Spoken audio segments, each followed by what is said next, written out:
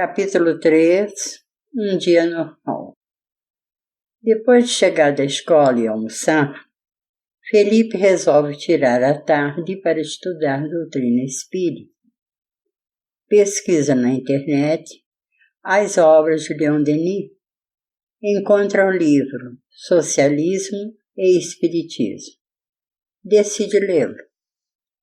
Empolgado com sua descoberta, não observa que Ivan e mais de 100 jovens estudantes estão ao seu lado. O amigo espiritual resolveu realizar um estudo coletivo a partir da leitura de Felipe. Ao abrir o arquivo, ele lê: Socialismo e Espiritismo unidos por laços estreitos. O pensamento de Felipe é visto por Ivan e pelos estudantes. Nunca suspeitei dessa união, comenta um jovem desencarnado para Ivan. É preciso, antes de tudo, que você entenda o que Leon Denis quer dizer por socialismo. É algo muito diferente do socialismo marxista ou comunista. Vejamos a definição de Denis. Explica Ivan, aponta para o segundo parágrafo do livro que Felipe está lendo. Todavia, antes de tudo, importa bem definir os termos que empregamos.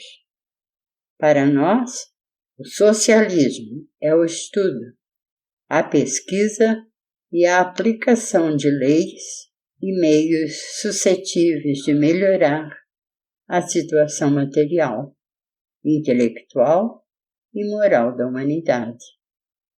Nessas condições, são numerosas as nuances, as variedades de opiniões, de sistemas, desde o socialismo cristão até o comunismo. E todo homem cuidadoso com a sorte de seus semelhantes pode-se dizer socialista, quaisquer que sejam, aliás, suas predileções. Para o continuador de Kardec, socialismo é o estudo do mundo social com o compromisso de melhorar a vida dos seres humanos. Entender isso é essencial, destaca Ivan. Felipe continua a leitura. Ivan chama-lhe mentalmente a atenção sobre a importância que Denis dá para a educação do povo e define que o problema central das questões sociais é a conduta moral. Interessante. O socialismo materialista não fala sobre isso, pensa Felipe. Por isso ele não deu certo. Querer elevar o ser humano, definindo-o como um ser material, é uma contradição que trouxe sofrimento a milhões de pessoas. Projeta Ivan essa reflexão na mente de Felipe. Responde Felipe, sem se dar conta que conversava com Ivan. Felipe, ao ler o trecho. Hoje em dia, são as classes trabalhadoras que, por vezes, desejam alçar-se e dirigir, por sua vez, a sociedade. Mas o despotismo que vem de baixo não é melhor do que aquele que vem do alto. É talvez pior, pois que mais brutal e mais cego. Leon Denis é contra o materialismo e também a opressão política, pensa Felipe. Exatamente, comenta Ivan, respondendo ao pensamento de Felipe, e explica para o grupo. A visão social de Leon Denis defende que todos devem se preocupar com a condição social de todos e que as transformações sociais devem ser conquistadas em clima de respeito e liberdade. Ele não apoia a revolução violenta nem a exploração desumana. Talvez devêssemos criar outro termo para essa proposta social, porque o termo socialismo hoje é associado aos regimes desumanos e autoritários, que nada tem com a definição de Denis. Porém, até que algum estudioso do assunto consiga elaborar uma teoria social espírita, pois Denis não pode se ocupar apenas com esse assunto. Manteremos esse termo, explicando seu real significado. Felipe, que capta a explicação de forma inconsciente, pensa: será que um dia teremos um missionário que irá desenvolver essas reflexões e elaborar propostas de melhoria social baseadas em uma compreensão mais ampla da vida material e espiritual? Sim, certamente. Missionários já reencarnaram com esta tarefa. Fala Ivan para Felipe e para o grupo. É um tema tão interessante. Vou perguntar isso para o Ivan. O riso geral. Todos os alunos riem ao ouvir os pensamentos de Felipe. Ele prossegue a leitura. Denis já explicou o início dessa teoria. Pensa ao ler essa passagem. O essencial seria, pois, fazer conhecer ao homem, antes de tudo, de onde ele vem e para onde ele vai, isto é, qual a finalidade real da vida e a sua destinação. O trecho sobre o trabalho chama a atenção de Felipe. O trabalho é um preservativo soberano contra as armadilhas da paixão, uma espécie de banho moral, um sinônimo de alegria, de paz, de felicidade, quando é realizado com inteligência e obstinação. Nunca pensei que trabalhar fosse tão importante. Ivan sorri feliz. Não precisa comentar nada. O pensamento de Felipe é lição aos jovens desencarnados. Prosseguindo a leitura, Felipe lê e relê espantado o seguinte trecho: a teoria marxista está completamente errada. O que se chama de luta de classes não existe senão no papel. Em realidade, não há mais classes desde a Revolução Industrial. Não há mais entre elas limites precisos, pois há penetração recíproca e contínua. Todo trabalhador econômico pode se tornar patrão. A burguesia tem suas raízes no povo e nele se recruta incessantemente. É de seu seio que se elevam a maioria dos homens que ilustraram a humanidade. Foi daí que se alçaram tantos burgueses, graças ao seu trabalho ou ao seu talento. Está descoberto. Só foi feita muito recentemente pelos teóricos materialistas. Comenta Ivan e continua.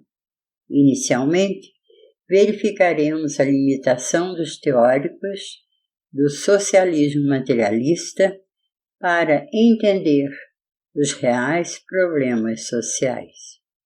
Aqueles que vivem iludidos com a vida material, que limitam a vida ao plano físico, não podem entender a parte mais significativa da vida social.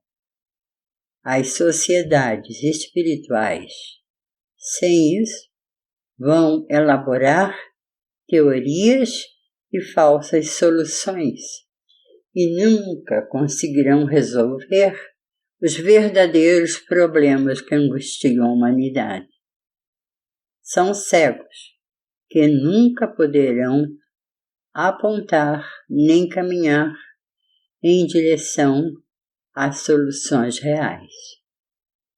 Agora sei que o socialismo de Denis é o oposto do marxismo. Pensa Felipe, e é acompanhado da interessante observação de Ivan.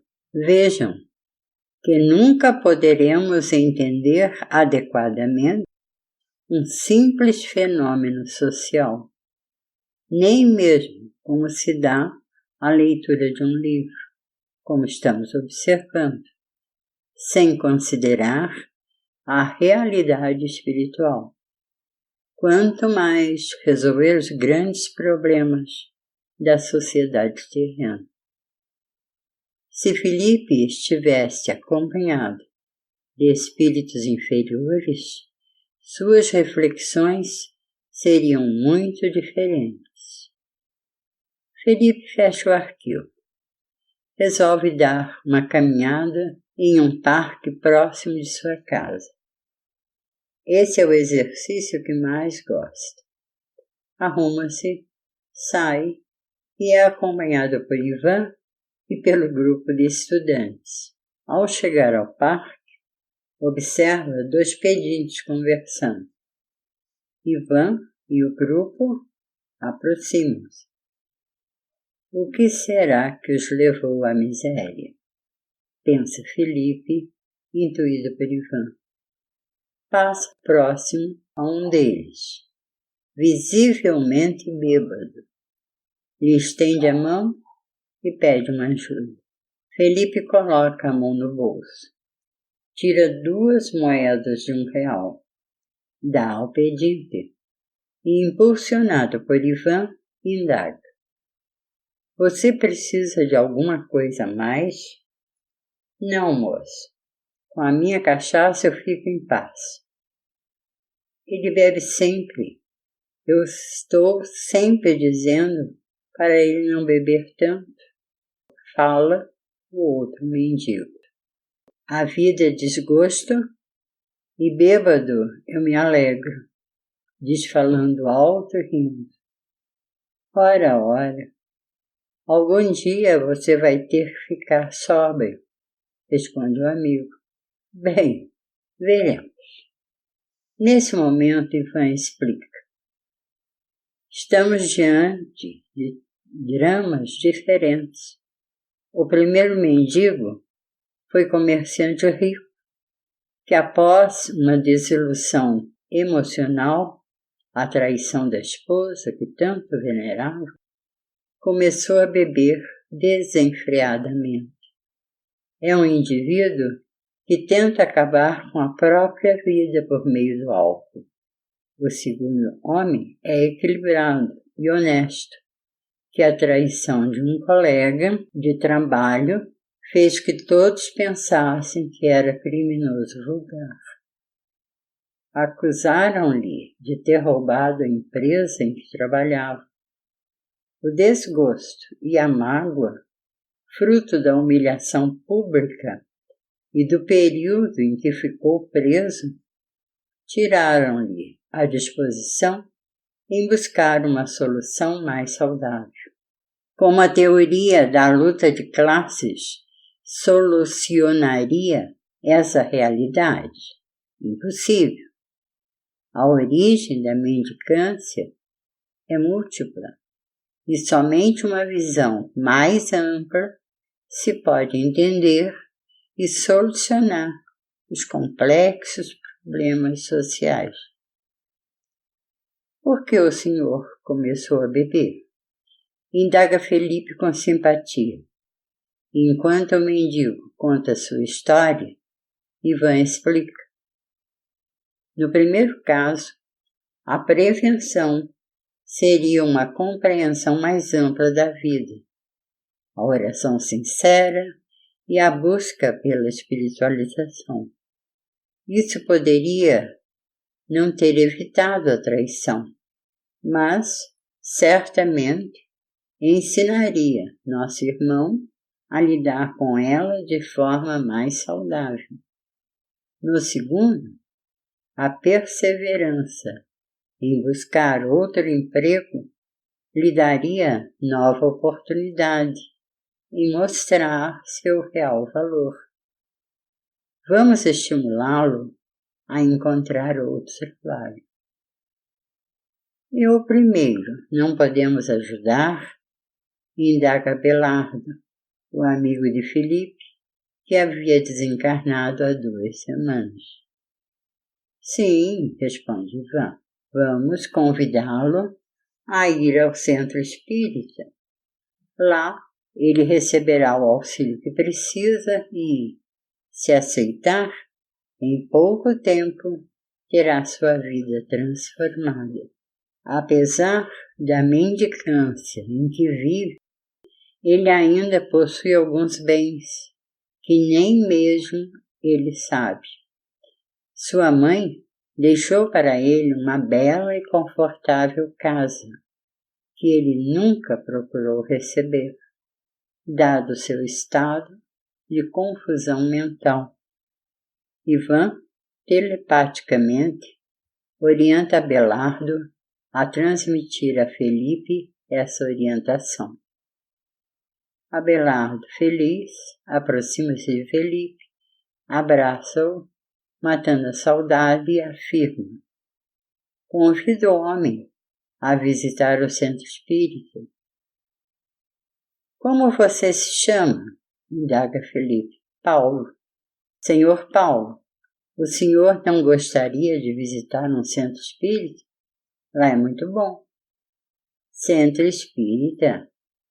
O que tem lá? É macumba? Seu Paulo, lá o senhor vai encontrar pessoas boas que vão lhe escutar e orar pelo senhor. Quem sabe o senhor não vai se sentir melhor, mais feliz, argumenta Felipe, inspirado por Alberto. Felicidade, fala Paulo, tentando entender o significado da palavra. Nesse momento, Ivan faz Paulo relembrar sua infância, o carinho materno, as brincadeiras com os colegas de rua e com seus irmãos. Paulo, sem dar-se conta, começa a chorar e repete, como sem pensar, felicidade. Felipe fica um pouco assustado. Lembra-se de Ivan. Estaria ele ali? Fazendo o quê? Ivan aparece sorrindo a Felipe e diz: abrace-o. Ele é seu irmão, tanto quanto Jesus. Sem pensar, Felipe aproxima-se de Paulo. O cheiro forte de cachaça o incomoda, mas ele prossegue e abraça aquele senhor de olhar tão sofrido. Juarez, que observa tudo espantado, benze-se, sentindo que algo espiritual está acontecendo. Paulo emociona-se ao ser abraçado por Felipe. Chora compulsivamente. Paulo emociona-se ao ser abraçado por Felipe. Chora compulsivamente. Eu tenho um filho de sua idade. É o que consegue dizer entre lágrimas e soluços. Ivan, nesse instante, projeta na mente de Paulo uma luz que parte de seu coração. Paulo olha Felipe, que também está emocionado, beija-lhe a testa e o abraça novamente. Juarez não acredita no que está vendo. Que força tem aquele menino para emocionar um coração tão revoltado como o do amigo? Pensa. Paulo pede a Felipe que lhe diga onde é o centro espírita. Depois que Felipe explica, ele responde: Meu filho, você me lembrou tantas coisas boas que deixei para trás. Vou ao seu centro pedir ajuda. Quero ter coragem de voltar para a minha cidade e recomeçar a vida que abandonei por revolta. Inesperadamente, olha para Juarez e diz: Você vai comigo. Vou recomeçar meus trabalhos. Precisarei de um bom companheiro. Se ele pode acreditar em mim, diz olhando para Felipe, eu posso acreditar em você. Juarez, que conhecia a fundo a história de Paulo e seu caráter honesto, abraça-o emocionado. Felipe despede-se, faz sua caminhada e volta para casa, ainda tentando entender o que aconteceu. Entra em seu quarto, faz uma prece e consegue captar a explicação divina. Assistimos hoje uma ação de sociologia espírita, entender em profundidade a problemática do ser encarnado, atuar em todos os casos, tendo por base o sentimento de amor e fraternidade. Amparar a cada um, segundo sua necessidade real. Essa é a lei da ação social espírita. Não somos meros distribuidores de sopas e esmolas. Tudo isso é pretexto. É uma forma simpática de nos aproximar. Nos interessa o auxílio profundo a cada ser para que ele possa solucionar os próprios problemas. Que aula interessante de sociologia espírita eu tive, pensa Felipe, ao entender que apenas se compreende o espiritismo quando transforma em ação que beneficia outro ser humano, outro filho de Deus. Que aula interessante de sociologia espírita eu tive, pensa Felipe, ao entender que apenas se compreende o espiritismo quando o transformamos em ação que beneficia outro ser humano, outro filho de Deus.